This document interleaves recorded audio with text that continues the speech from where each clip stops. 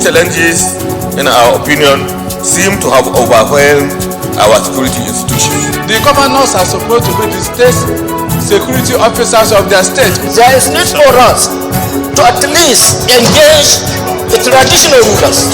We need to do something about our porous borders. We have to own it from the unit level to the ward level to the local government to state. Mr. President, the importance of today for us is for us to take action. Those in favor say aye. Those against say nay. The ayes have it.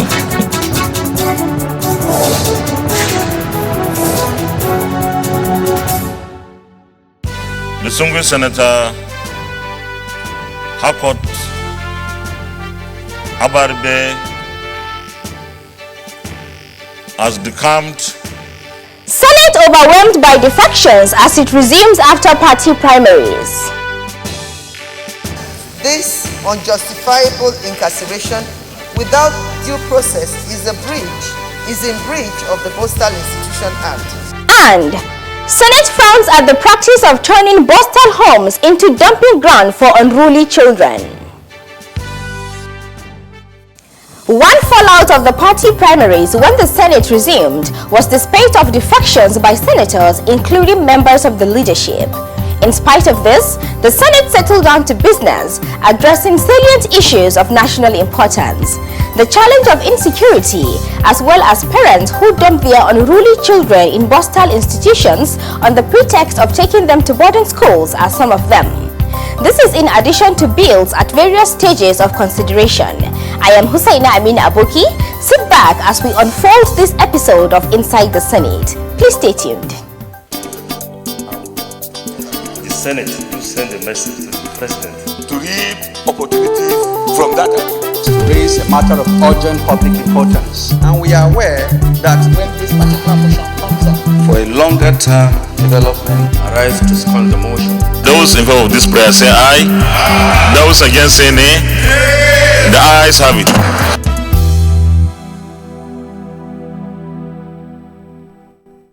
Thanks for being with us. Announcements of defection from one party to another by some members of the Senate's leadership marked the commencement of plenary on Tuesday, the 14th of June 2022, after the recess taken on the 11th of April to attend to party matters, amongst which were primary elections. The reports on this and other matters are compiled and presented from our studio. First to be announced was the defection of the minority leader, Senator Erinaya Abaribe, from his party, the PDP. Distinguished Senator Harcourt Abarbe has decamped from the People's Democratic Party, PDP, to ABGA. He also has resigned his position as the minority leader of this distinguished chamber. On the heels of these was another letter of defection from Senator Adamu Alero. It is with deep sense of responsibility that I write to inform Your Excellency and indeed my entire colleagues in the Senate of my decision to defect from my political party, the All Progressives Congress APC, to the People's Democratic Party PDP. Yours sincerely, Senator Muhammad Adamu Alero. Another letter of decamping came from Senate leader, Senator Yahya Abdullahi. I write to inform you of the withdrawal of my membership of the All Progressives Congress APC and consequently resign from my position as the majority leader of the 9th Senate. I have therefore decided to pitch my tent with the People's Democratic Party PDP. Yours sincerely, Senator Yahya Abdullahi, PhD, OAN, Kebbi North Senatorial District. While expressing regrets over the development, the Senate President extolled their quality as legislators par excellence. So I want to thank leader for those 3 years of working for this chamber to be what it has been, a chamber that has proven beyond any reasonable doubt that there is no legislation that we cannot contrive and do here. Senator Aleru has been a pillar in this Senate. is when I was going to read the letter, I said I will read the letter with heavy heart, and I'm speaking with heavy heart. But I want to believe that because of the movement, we will not lose anything. Earlier on that day, in a welcome address, Senate President Ahmad Lawal charged his colleagues not to relent in their efforts at sustaining the nation's democracy, regardless of the outcome of the primary elections. As politicians, it is never over until it is over. We should continue to support the political system that we believe in. Our commitment to ensuring that this democracy benefits from legislative interventions of the National Assembly should remain our focus. Thereafter, he drew senators' attention to matters that are still pending and needing legislative attention, particularly the challenge of insecurity. The security of our country still needs our attention, and therefore I urge all of us to continue from where we stopped before we went to recess in giving due and desirable attention for the improvement in the security for lives and property of our citizens. He added that another matter that would continually require legislative attention is the Electoral Act. The electoral process might have thrown up certain issues that the National Assembly could also look at and address, because the Electoral Act itself, even though a good document, is not a perfect document. So it needs some refinement from time to time to improve our electoral process. And with the 9th Senate now at the last stanza of its tenure, the Senate President spoke on some of their achievements. As we embark on the 4th year of our tenure,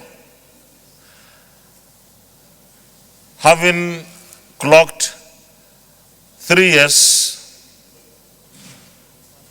on Sunday, I wish all of us a very successful final year. This country can do better, and this National Assembly has done quite well to make governance better in this tenure. Same day, the Deputy Senate President came under personal explanation to report the bravery of tanker driver Mr. Ejiro Otarigo, who drove a burning tanker out of a residential area in the Ugeli local government area of Delta State, thereby saving lives and property. The heroic effort of Mr. Ejiro Otarigo, a profoundly good and patriotic Nigerian, a Deltan, who by extraordinary display of courage, reflex application of special driving skills, and huge risk to his own life, prevented a huge national tragedy and catastrophe by driving a burning tanker loaded with inflammable petroleum products from residential areas to safety, so that thousands of our people may not die in an inferno that would have also consumed so much property. He then prayed that the Senate invites Mr. Otarigo to the Red Chamber for public commendation, as well as urged the President to reward him with a befitting award. The Senate President promised action on the prayers. We have taken note of the bravery and patriotism of our subject, Mr. Ejiro. We look at the prayer there. Those are the issues that marked the first day of resumption on 14th of June 2022. We will now open our notebook segment for our subject of the week. Keep watching.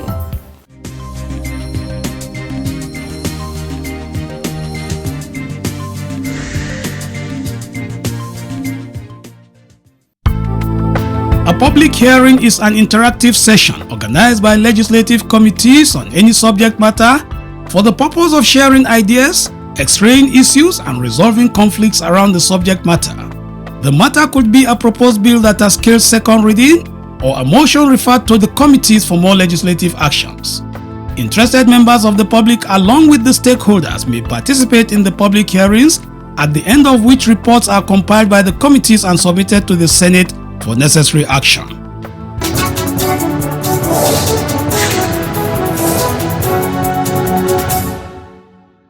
Welcome back from that break.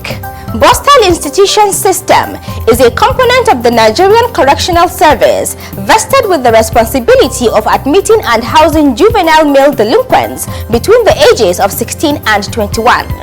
As it were, there are 3 Borstal institutions in Nigeria, one each in Kaduna, Abeokuta, and Ilorin. The law provides that admission into them shall be with a court warrant committing juvenile delinquents to a sentence of borstal training for not more than 3 months from the day of conviction. However, Senator Oluremi Tinubu, out of concern for abusing the system, raised a motion on the need to investigate admission of inmates and operations of borstal facilities across Nigeria. This followed a publication by one Temitope Mustafa of the International Center for Investigative Reporting (ICIR) in September 2020, as well as another in Daily Trust newspaper of 10th March 2022, authored by one Hamid Oyegbade, which reveals that in contravention of the rules, some parents, under the guise of sending their children to boarding schools, have sent them to borstal institutions without any conviction or directive of a court in order to evade their parental responsibilities, usually on the allegation of stubbornness, truancy, substance abuse, as well as smoking, amongst other vices. This attitude was described by Senator Oluremi Tinubu in her motion as unjustified incarceration of minors. This unjustifiable incarceration without due process is in breach of the Borstal Institution Act, the Child Rights Act, and the fundamental human rights of every Nigerian as enshrined in the Constitution of the Federal Republic of Nigeria, 1999, as amended. Unless this is looked into and the system reformed, we may be institutionalizing the creation of criminals. And Senate is conscious and determined to ensure the protection of every Nigerian, particularly minors and other vulnerable persons. Mr. President, this motion is one of the best motions that is coming on the floor of this Senate in this dispensation. A motion that is exposing the inadequacies, the oppression, the miscarriage of justice, illegal detention of people. I think it's something that democracy must expose. As a result, the Senate resolved, among other things, to direct the Committee on Judiciary as well as Interior to investigate the admission of each inmate of the borstal facilities in Nigeria, as well as direct the Federal Ministry of Justice to ensure the prosecution of any official of the Correctional Service found complicit in the unjustified incarceration of minors. Another motion same day was the unfortunate killing of worshippers at St. Francis Catholic Church, Owo, Ondo State, on Sunday the 5th of June 2022. The motion was titled, Killing of Worshippers in Owo, Ondo State. It was sponsored by the Deputy Senate Leader, Senator Ajayi Boroface. The attack on St. Francis Catholic Church in Owo led to the killing of 40 worshippers, and about 80 worshippers suffered varying degrees of fatal injuries. The attackers deployed dynamite and heinously massacred aged persons, women, and children at St. Francis Catholic Church in Owo. Such massacre could lead to inter-religious conflicts and ethnic war in Nigeria, and further notes reports of killings of Nigerians across different parts of the country. The quickest way to destroy a nation is to allow advocates and practitioners of extremism, particularly of religion, to thrive. And extremism is the reason for the intolerance we are witnessing, the hate and the terrorism that has also occasioned the Owo killings. I want to use this opportunity, Mr. President, to strongly appeal to religious leaders and clerics, those that advocate and verbalize messages of hate, intolerance, to please save this nation by becoming more godly and to preach what the holy books preach. Our internal security is still very, very defective. We need to put our resources together and improve Nigerian police so that what happened in Owo should not happen in other places again. Amongst the resolution on the motion were to commiserate with the families of the victims, the Catholic Church, as well as the people and government of Ondo State, as well as urge the security agencies to investigate the incident and bring the perpetrators to book. Some attacks by some herdsmen. Senator Abamoro also came under personal explanation to report an attack on communities in Okpoku local government area of Benue South Senatorial District by suspected herdsmen, leading to the death of 11 persons and destruction of properties, even while commending the army and police for their quick intervention. As a result of these attacks, the communities have abandoned their homes, fled their homes, and are keeping vigil in some established internally displaced persons camps. Mr. President, the purpose of this explanation is to first of all thank the men of the Nigerian Army and the police in Okpoku local government for their rapid intervention.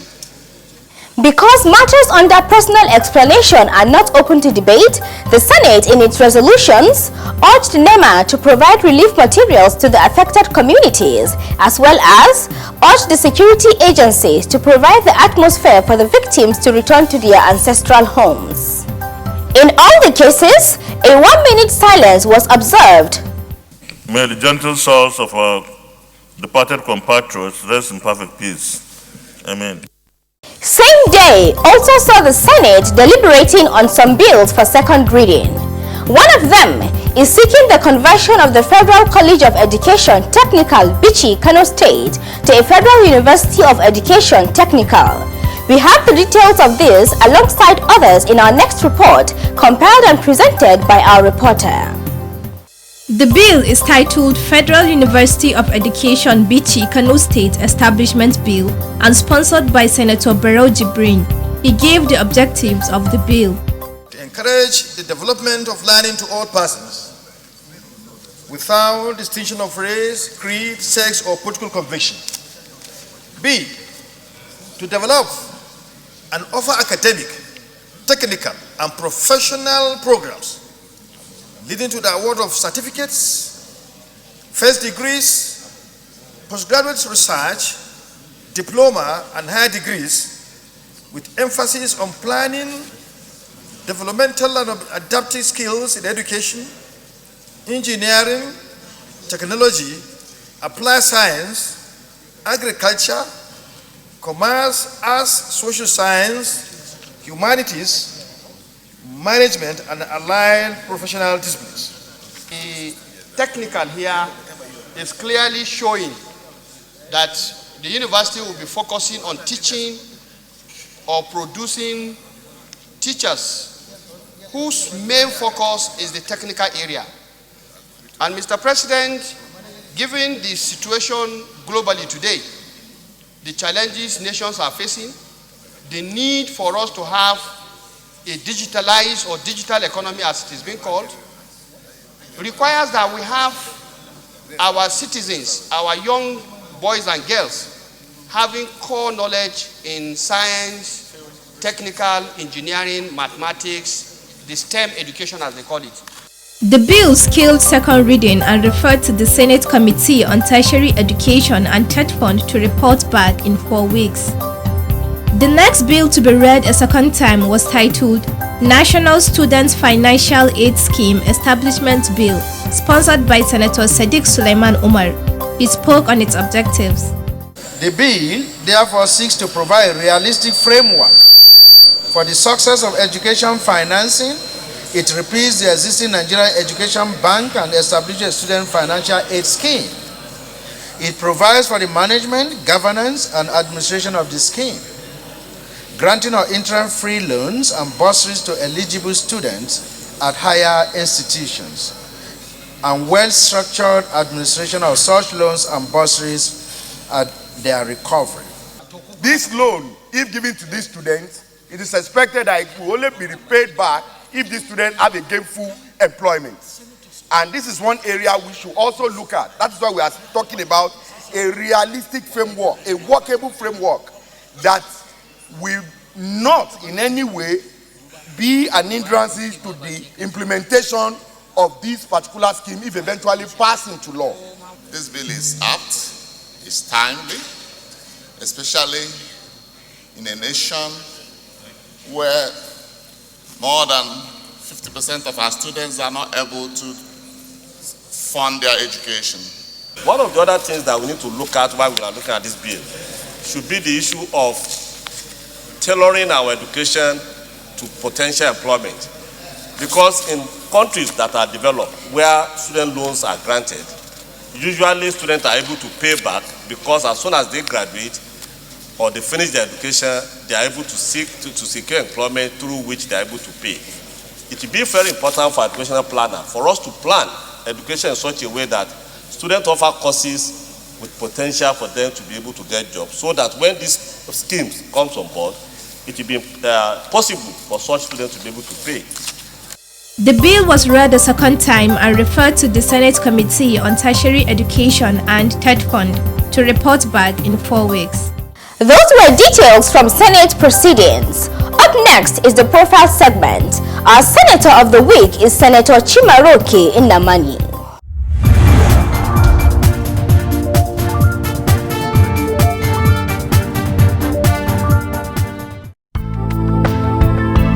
Senator Chimaroke Nnamani was born on the 3rd of May 1960 and represents Enugu East Senatorial District under PDP. He attended Methodist Primary School Enugu for his first school leaving certificate.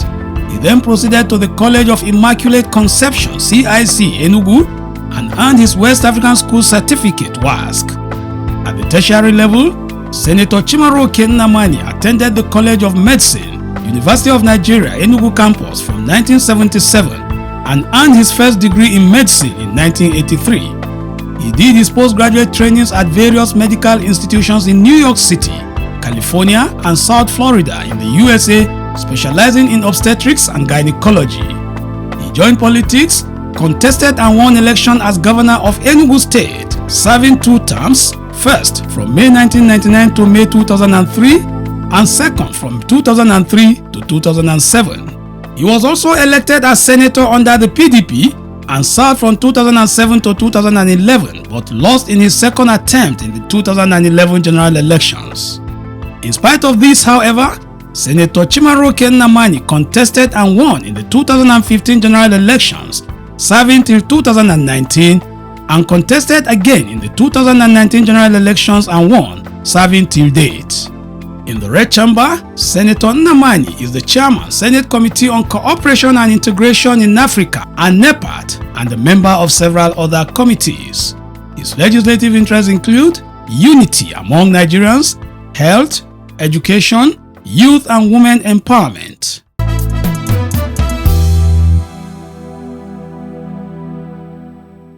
This brings us to the end of this episode of Inside the Senate. Do keep up with the program on our social media handles, and thanks for watching.